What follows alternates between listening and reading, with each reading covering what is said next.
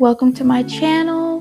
We're reading horror stories again since it is October. This is the second video I'm doing of horror stories. We're doing stories off of Reddit. And let me know what exactly y'all prefer me to read. I could read your stories, I could read horror stories, I could read En My Viejo stories. Let me know in the comments which you would like me to read. Alright, let's get into it. Get your snacks, get your drink. I have water today because we don't have wine. Let's read. This first story is by Apocalypse Arcade 13. Whispers, sweet as candy. Whispers, sweet as candy. They say Oak Street took them. A lonesome hill with branches arched into a tunnel. Parents waited at the top and bottom, sending them off and waiting to retrieve them. A parade should bring joy. Somehow both sides lost sight. Now the trees whisper their names, sweet as candy, wrappers crinkling. On Hallows Eve, if you walk beneath the trees, some swear they could still hear their shoes rustling through the leaves, or see them. Paper masks sagging with the rain, smiling faces where they shouldn't exist.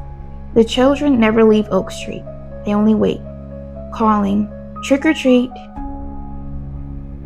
Oh, that one was short.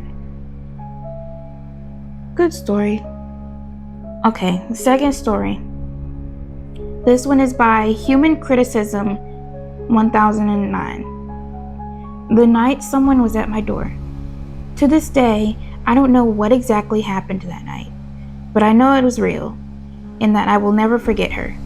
It was sometime in late summer, not quite warm enough, but not yet cold either. It was already dark outside when I last looked at the clock, just after 9. My mother was at the campsite, my father too, and my brother was on the night shift. My grandfather was already dead, but only my grandmother was at home. She was around 70 at the time. We lived in an older house, one of those where the wind whistles in the windows when it's quiet outside. Even as a child, I was afraid when I was alone in the house. I can't say exactly why. It wasn't a specific experience. More like this constant feeling that something was lurking in the dark. Maybe you know when you're walking down the hall at night and you feel like you're being watched even though no one is there.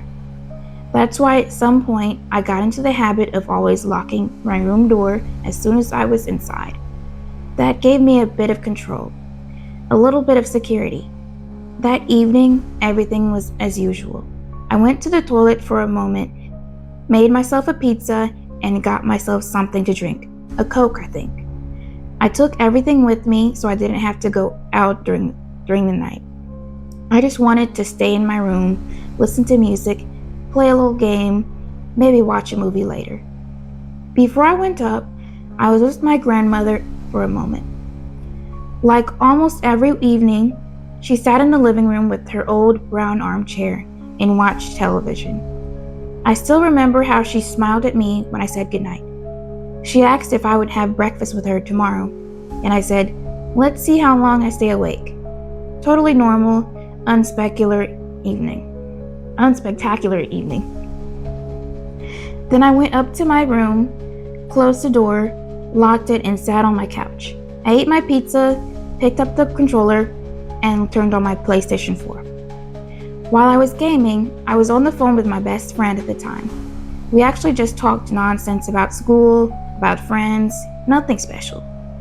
After maybe 20 minutes, the Wi-Fi suddenly went down. Ooh, now we're getting somewhere. Just like that, my game was online, the call dropped briefly.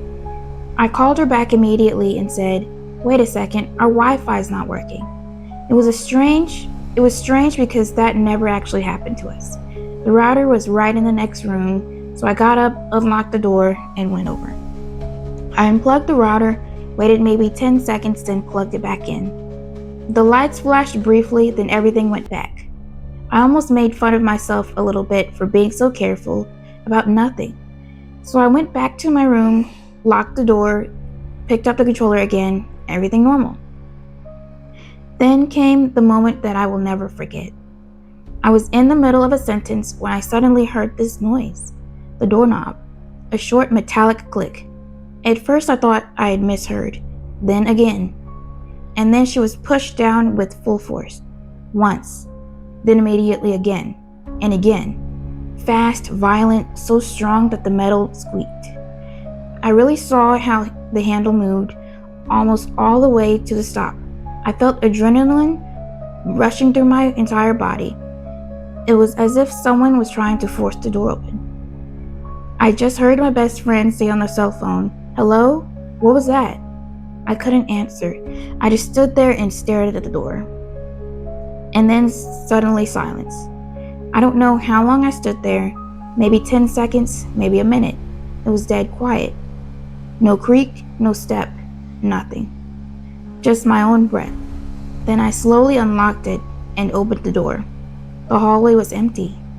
The light from my room hit the wallpaper outside, and I looked twice at every shadow, but there was no one there.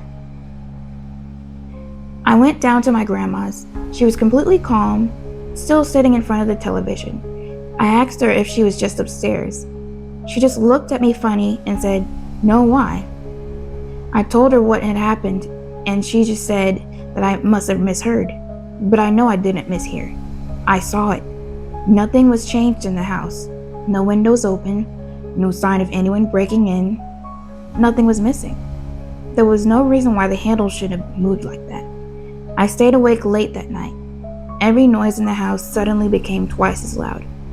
I left the lights on and locked my door again. At some point, when I finally fell asleep, I had this thought that still haunts me to this day. What would have happened if I hadn't locked the door? That one gave me chills. And I'm not just saying that.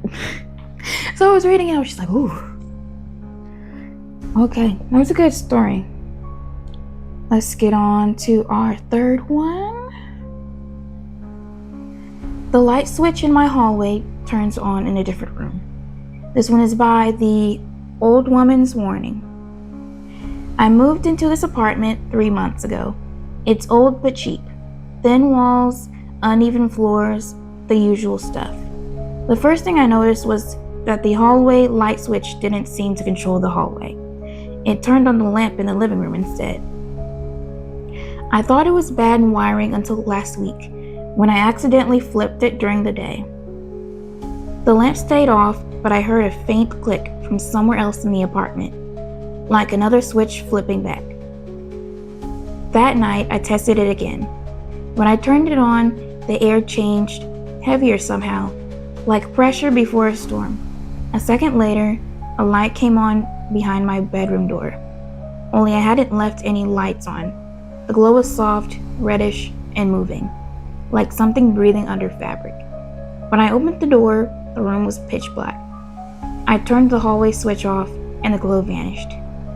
Now, every time I flip that switch, I can hear a faint humming sound, and the walls feel warm, just for a moment. Last night, I caught the reflection of that red light in the hallway mirror, even though the door was closed. That scared me. That was a speaker. Let me get back to the story.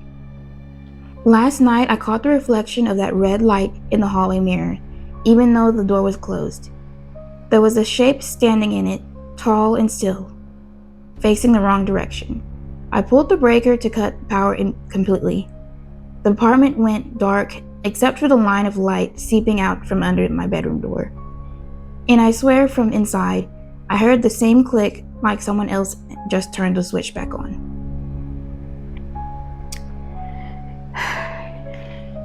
My speaker just started speaking out of nowhere as I'm reading these scary stories. And I forgot that I'm not home alone. My fiance is in the next room.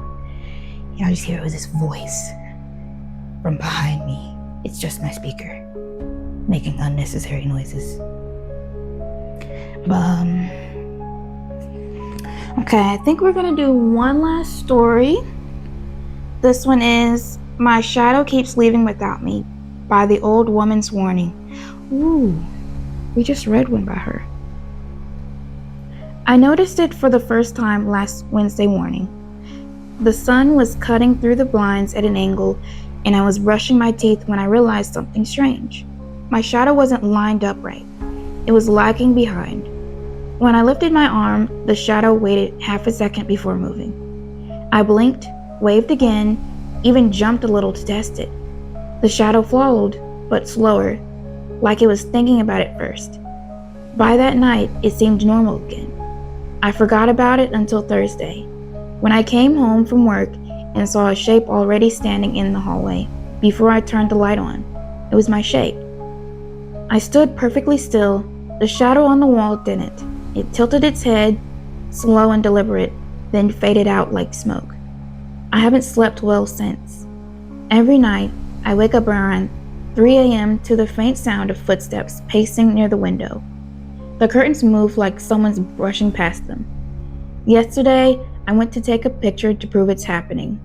I stood in front of the mirror, phone in hand, but on the screen, there was nothing behind me. No shadow at all. And this morning, when I left for work, the light outside was sharp and bright. Everyone else on the street had long, normal shadows. Mine didn't show up. Just now, as I'm typing this, I heard my front door open. The sunlight from the hallway is spilling across the floor, and there's this dark shape stretching towards me. It looks just like me again. I like that one. You know what? I think I might continue doing some scary stories even after October is over. It's like, this got my nerves. I'm getting hot. These stories are a little scary. I love scary stories. So let me know if you want me to keep doing scary stories all year long.